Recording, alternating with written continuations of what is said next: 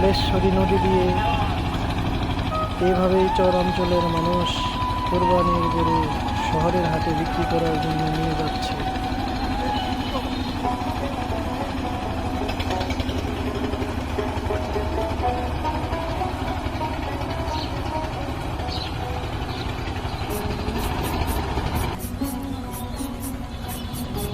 বর্ষা মৌসুমে এই নদীতে অনেক সময় অনেক নৌকা ডুবে যায়, যার কারণে তাদের বিপদ কাটানোর জন্য তারা উচ্চ সুরে শেষ ভরসা আল্লাহর নাম এবং কালেমা শাহাদাত উচ্চ সুরে বলতে বলতে যাচ্ছে।